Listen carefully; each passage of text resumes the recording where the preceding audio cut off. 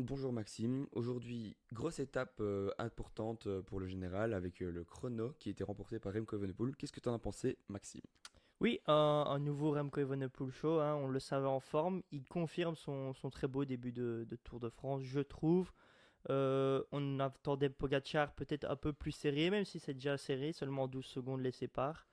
Euh, pour moi, tout le monde est à sa place sur ce chrono. Derrière, on a Roglic qui perd une trentaine de secondes, ce qui confirme un peu depuis le début du tour. Et Vingegaard qui perd aussi une trentaine de secondes, ce qui confirme un peu le début de l'année des Visma sur les chronos.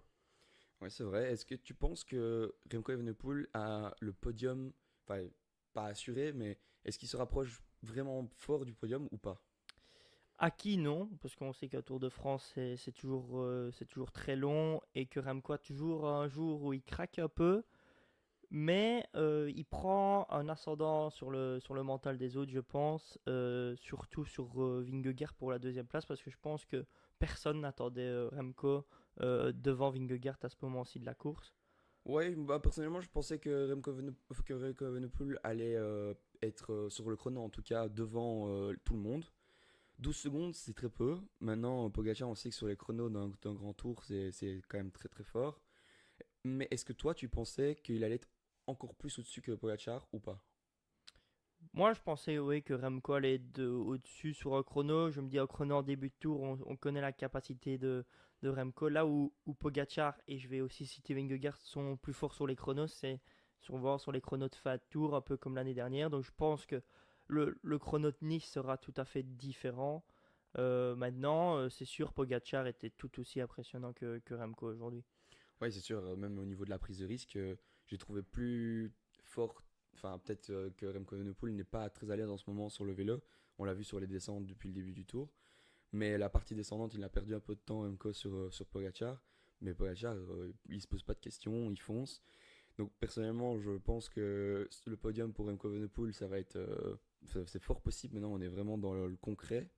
J'ai un peu peur aussi d'un jour sans, comme tu le dis, comme on a eu la Vuelta l'année passée. Mais il prend vraiment de l'avance sur Roglic et sur Vingegaard. Et je me pose la question, enfin je vais te poser la question d'abord. Est-ce que Vingegaard est vraiment, enfin pas en méforme, mais je veux dire, va perdre de sa forme au fur et à mesure du tour ou gagner de la forme? Moi, je pense pas. Je pense que justement, il va prendre de la forme. On sait que ces coureurs-là ont besoin de jours enfin, pas de jours de course, mais en stage, ils sont préparés comme des jours de course. Là, il a une plus petite période de préparation, donc je pense que sa forme va s'améliorer. Ce que j'ai un peu peur pour Vingegaard, c'est un peu à l'instar de Pogacar l'année passée, un jour complètement sans, où il va perdre 5 6 minutes. Maintenant, ça reste à voir. Pour le moment, quand on voit d'où il vient, on peut être très content de ses résultats. C'est vrai. Une autre surprise qu'il y a eu sur ce chrono, c'est Roglic qui finit devant Vingegaard. Est-ce que tu t'y attendais? Pas spécialement, même si Roglic a quand même gagné un chrono cette saison devant Remco aussi au Pays Basque. Et que, bah, comme je l'ai déjà dit, la Visma sur les chronos cette année, c'est quand même pas terrible. On peut se poser des questions au niveau de leur nouveau casque, leur Ouais. matériel. Maintenant, c'est quand même une très petite avance qu'il a. Et je pense que Vingegaard était parti aussi très rapidement, hein. Au début, il était Ouais. devant Roglic, donc peut-être une mauvaise gestion aussi de la part de Vingegaard. Justement, comparé à sa préparation, bah, il a peut-être craqué à un moment. Il est Ouais. parti sur ses bases normales et Ouais, on puis au voit final, qu'il démarre très bien les étapes. Il arrive à suivre Pogacar sur le Galibier. Il arrive à être là quasiment tout le temps. Mais juste sur les fins d'étape, il craque un peu. C'est peut-être dû à sa préparation, comme tu le dis. Maintenant, j'ai une petite question. Est-ce que tu vois Remco Evenepoel en jaune sur la première journée de repos? ah, ces questions, ouais, c'est une belle question. C'est un beau rêve que tous les Belges ont. Maintenant, je pense que bon, voilà, demain on a une étape au sprint. Dimanche, on a une étape de gravel. Donc voilà, et ça va un peu jouer de malchance ou de chance plutôt. Maintenant, je vois pas, non. Evenpool reprend 33 secondes, je pense, sur Pogacar sur ces deux étapes-là. Mais peut-être que sur le début de la deuxième semaine, peut-être prendre le maillot jaune. Je ne pense pas qu'il ira au bout. Je vois mal Remco gagner ce Tour de France quand je vois la forme de Pogacar actuellement. Mais en tout cas, il va nous faire rêver, je le sens. Ouais, parce que sur le plat, enfin en tout cas c'est ce que je ressens, moi je trouve qu'il dégage une force et une puissance incroyable, et il me semble être le meilleur sur le plat des Ouais, favoris. ouais, je suis tout à fait d'accord avec toi. Maintenant, sur les étapes où ça monte un peu plus, je reste quand même persuadé que les Vingegaard et les Pogacar sont un peu plus forts. Donc pour toi, le podium se joue vraiment entre ces quatre coureurs? Il n'y en a plus d'autres coureurs derrière? Ouais, non, je pense que la plupart ont montré leurs limites, mais je fais toujours une attention sur Rodriguez que j'ai bien aimé et aussi ben, sur l'équipier Tremco qui m'a vraiment impressionné, c'est Londa. Ça fait plaisir de le revoir là dans le Galibier, il m'a paru quand même assez fort. Donc voilà, je pense que le tour va se jouer comme ça. Maintenant, on a toujours des coureurs un peu comme Bernal et tout ça, que quand ils vont arriver dans l'altitude, ils vont se sentir un peu mieux et on va avoir une nouvelle bagarre à ce moment-là, mais plus pour les places d'honneur du top 10. Ouais, comme à chaque fois, il y a des coureurs qui remontent au classement avec les échappées, etc. Maxime, est-ce que tu as des coureurs qui t'ont déçu lors de ce chrono? Ben oui, un coéquipier de Pogacar, c'est Ayuso. Sur les chronos, j'attendais plus de lui. On sait que normalement toute l'équipe est tournée autour de Pogacar. Maintenant, on l'a vu, Ayuso a joué un peu personnel dans le Galibier. Et au final, lui et Almeida sont toujours bien classés. On a aussi Adam Yates qui est, je pense, 12e du classement Ouais, général. c'est Donc, ça. ils jouent quand même, ils font partie quand même du général, même si sur papier ils ne sont qu'équipiers. Du coup, bah oui. Ayuso, 15e, je pense, de ce qu'on de la montre, mais un peu déçu. Je m'attendais à mieux, surtout après son début de saison. En plus, Almeida a repris des points, on va dire, sur le co-leader avec Pogacar, parce que là maintenant il a repris du temps sur Ayuso et il se replace un peu aussi au général. Ouais, puis il est fort quand même, je trouve, Ouais, c'est Almeida, vrai. hein. Franchement, c'est certainement l'équipier le plus fort actuellement. Ouais, Maintenant, je ça peut pense. encore changer au fur et à mesure du tour, parce que je pense qu'Adam Yates cache un peu son jeu actuellement et Ouais, je pense que que. vraiment, les trois mecs qu'on a cités pouvaient faire podium sur ce Tour de France dans une autre équipe en tant que Podium, leader. je sais pas, mais top 5 en tout cas, c'est certain. Ouais, franchement, je vois vraiment, ils sont vraiment très très solides. Quand je vois Almeida qui, au final, bah, sur le Galibier, fait son travail d'équipier et arrive quand même avec Remco, bah, Ouais, c'est vrai, c'est vrai. Mais Landa qui fait un chrono un peu moins bon. modéré. Ouais, Ouais. bah, il était pas non plus, c'est pas non plus le spécialiste, mais au final, bah, il s'en sort pas mal et il reste quand même dans le top 10. Donc, Ouais, je pense qu'il est à 4 minutes plus ou moins. ouais, il est dans les 3,45, je pense. Donc, ouais, il est 6 ou 7e, je pense. Donc, Ouais. Et il y a d'autres coureurs qui t'ont déçu? ouais, non, pas spécialement. Et toi Bah moi j'ai un Wood van Aert qui était vraiment, enfin un peu décevant. Je le voyais peut-être faire un meilleur chrono, ou en tout cas jouer peut-être pas la gagne, hein, mais le top 10 sur le top 5 même certains. Je suis déçu et ça montre un peu sa forme qu'il a actuellement pour le Tour de France.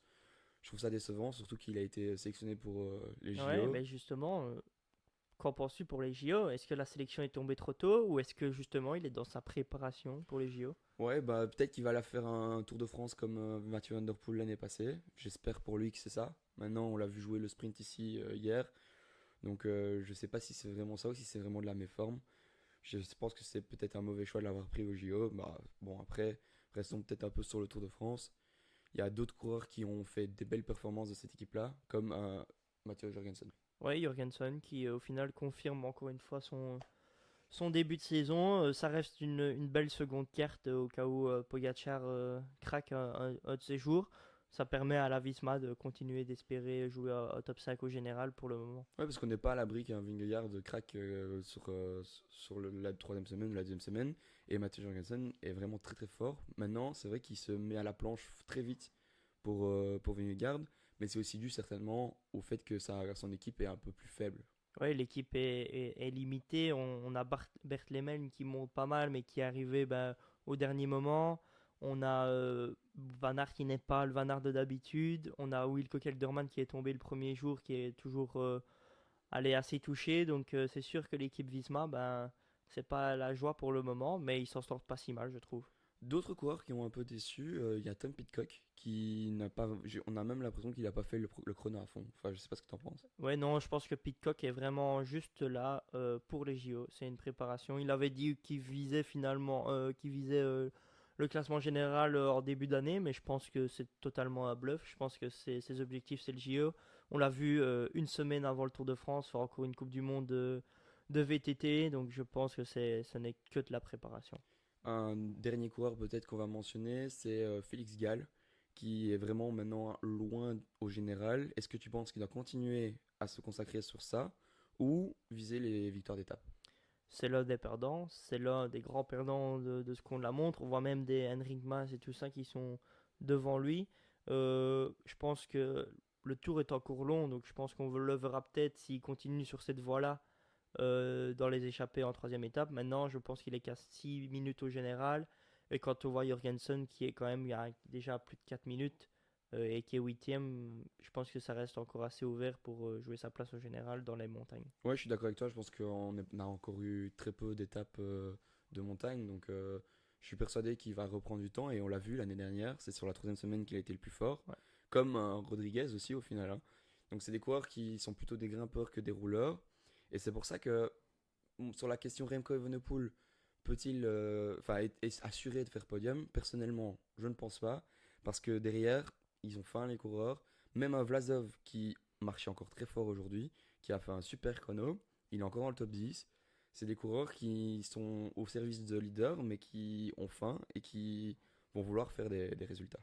C'est sûr qu'à un moment donné, peut-être que ces coureurs-là vont pouvoir aller chercher une échappée, une victoire d'étape et reprendre du temps au général. Et peut-être qu'après, là, Labora, par exemple, pourra jouer sur deux cartes et mettre en Exactement. péril Remco Evenepoel, qui m'a l'air quand même, c'était un point d'interrogation au début de ce tour, bien entouré cette fois-ci. Ouais, c'est vrai. L'équipe a l'air solide autour de Même lui. Val Wilder a Van été Wilder. très très performant sur ce chrono. Peut-être faire deux mentions pour le classement, mais pas le classement général. C'est Campenarts et Vauquelin qui sont Ouais, restés super vraiment chrono. Ouais. très longtemps en pole position de ce chrono. Bah, c'est les meilleurs des autres. Au final, ils font 5 et 6 derrière les 4 monstres et ils sont dans la même seconde. Donc, Ouais, c'est super chrono des franchement deux. super chrono et premier français pour Vauquelin, c'est cool. Ouais. Euh, Peut-être passer aux étapes de sprint, Ouais, ça te va? on a eu deux étapes de sprint qui ont été mouvementées Ouais. et où on a vu le record historique de Eddy Merckx battu par Mark Cavendish. C'est un peu tout, tout ce que les sprinteurs attendaient de ce Ouais. Tour de France, c'était si Mark Cavendish va battre le Ouais. record et c'est fait. Bah, petite mention à Boris adore ce coureur et je pense que c'est son idole et il rêverait peut-être de le rencontrer en face à face, je pense. Mais c'était impressionnant de voir le nombre de personnes qui voulaient le féliciter après la course. Et puis même, je trouve il a gagné ce sprint, mais c'est pas, enfin, j'ai pas envie de dire que c'est par chance parce que Non. il est vraiment été au-dessus du lot. Et je pense que maintenant, l'équipe a été soulagée, ils ont réussi leur saison rien qu'avec ça. Ouais, et puis on l'a vu, comme tu dis, elle est soulagée, on l'a vu directement le lendemain. J'avais jamais vu une équipe Astana aussi mobilisée dans les deux derniers kilomètres.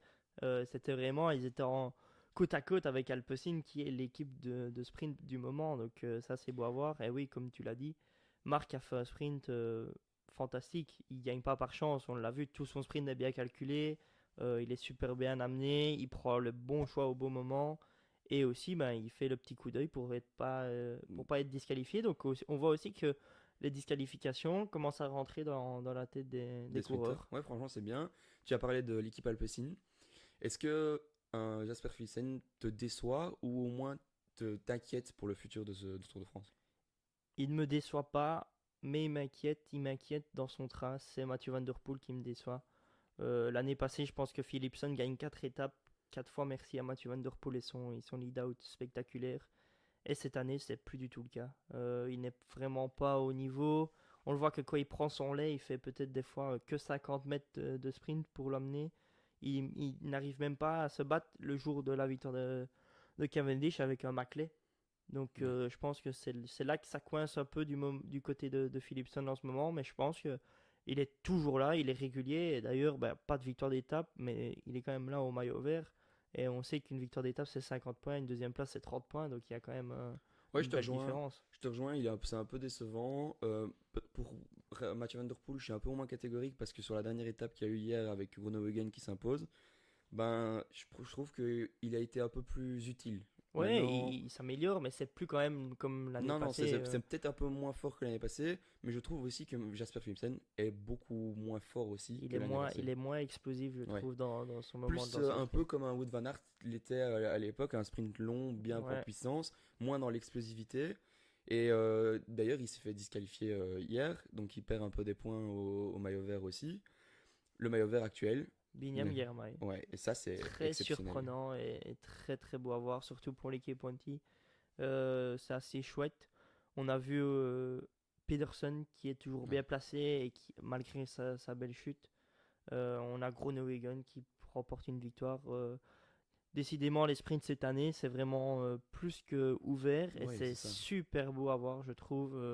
Ça fait longtemps qu'on n'a plus vu des sprints aussi Bon, ouverts que on en ça. avait parlé de ça justement, est-ce que Jasper Philipsen allait être aussi dominant que l'année passée ou pas? Bah, cette année, c'est vraiment très ouvert. Et je trouve que ça donne une petite touche enfin, c'est intéressant, quoi. On se dit Ouais, pas, c'est la même personne qui va gagner à chaque fois. Et même un qui tourne un peu autour, qui fait 3 4 6 c'est Arnaud Delis. Il n'a pas ouais. encore eu l'occasion vraiment de faire son sprint parfait, j'ai envie de dire. Qu'est-ce qui manque à Arnaud? Qu'est-ce qui manque? Un équipier dans le dernier kilomètre, sûrement. Ouais, peut-être. Euh, de l'expérience, c'est ses premiers sprints aussi au Tour de France. Mais je suis très content que tu en parles parce que je pense que Arnaud Delis, c'est le vainqueur de l'étape 8 de demain. Bah, j'espère pour lui. Peut-être qu'il y aura des coureurs en moins sur ce sprint parce qu'il y a aussi des quelques petites Il y a bosses. quelques petites difficultés, c'est ce qui me fait dire que c'est ça. Puis voilà, je le sens bien. On voit qu'il monte en puissance aussi sur ce tour. Comme il a dit, ça faisait longtemps qu'il n'avait plus refrotté comme ça. Et on sait que quand un coureur frotte, il est en forme. Et quand un coureur est en forme, bah, il sait se créer des occasions. Et donc, Ouais, puis en plus, c'est une première expérience du tour, donc il a l'air d'être. Même s'il perd, enfin, il perd, j'ai envie de dire. Il gagne pas, j'ai l'impression qu'il kiffe son moment. ah ouais, mais comme il adore le dire, Arnaud, il pourrait être toujours dans la catégorie espoir et il est au Tour de France. Donc je pense que il profite et ça se voit. Ouais, ouais. Dernière petite question pour clôturer peut-être cette vidéo. Pour toi, Remco Evenepoel, du coup, le maillot blanc, c'est assuré? Assuré non, parce qu'on l'a dit, Rodriguez et tout ça, en troisième semaine, bah, ils seront là. Maintenant, je vois pas Remco. Allez, je vois Remco craquer peut-être, parce qu'on le connaît à un certain moment, mais craquer autant de là à perdre le maillot, je ne pense pas. Donc je vois bien tout de même, même si c'est pas fini, Remco en blanc à Nice. Ok. Et pour le maillot vert? Pour le maillot vert, c'est une très Ouais. très belle bataille. Bah, personnellement, j'adore ça, le fait que c'est hyper ouvert, que il n'y a pas un mec qui, justement, vu le fait que c'est ouvert pour tous les sprinteurs, Ouais. il y a des coureurs qui ne font pas le maillot vert, qui vont prendre des points sur les sprints. Donc, on parle de Arnaud Delis, par exemple, qui prend des points sur les sprints massifs. Mais on a aussi un Abrahamsen qui prend des Ouais, points ouais. importants sur les sprints intermédiaires. Donc, je trouve qu'il n'y a pas une Il y a dominance. Vauquelin Et... aussi qui était dans le Ouais, classement et qui, bah, cette fois-ci, prend, même si les points sur les chronos à sont fond. pas fous, il prend quand même des points comparés. Ouais, Dans c'est les beaucoup. montagnes, C'est important. il peut y aller. Et justement, dans les étapes de montagne un peu plus dures, je me réjouis de voir la bataille au niveau des sprints intermédiaires, le nombre de coureurs qui vont vouloir prendre l'échappée quand on voit comme c'est serré là Ouais, maintenant. on a vu Pedersen qui roulait à mort au début d'étape pour prendre l'échappée jusqu'au sprint intermédiaire. Mathieu Van Der Poel qui roule dessus pour Philipsen. Je trouve franchement cette bataille est exceptionnelle et ça donne un piment aussi sur les débuts d'étape qui sont souvent très Ouais, ennuyeux. et puis moi ce que j'aime bien c'est que les sprinteurs vont un peu accélérer le tempo, enquiquiller les grimpeurs et leur étape parce qu'au final ben, les grimpeurs enquiquillent aussi les sprinteurs lors des étapes de sprint pour arriver aux 4 kilomètres. Ouais, Et c'est donc vrai. c'est un jeu, allez, c'est pas flagrant Ouais. mais l'air de rien ça joue aussi un peu sur ce Tour de Ouais, France. franchement, moi, c'est un kiff énorme de faire ça. C'est pareil aussi pour le maillot à pois. Abrahamsen qui se donne à fond pour le garder, alors qu'il y avait Madouas qui l'avait. Pogacar se rapproche fort. Enfin, je trouve ça vraiment un kiff, les classements annexes comme ça. Bon, Maxime, je pense qu'on a tout dit. Dites-nous ce que vous pensez de Remco Evenepoel sur cette étape et la place qu'il va avoir à la fin du tour. Ça nous intéresse vraiment. Et n'oubliez pas de vous abonner, aimer la vidéo. Allez, ciao!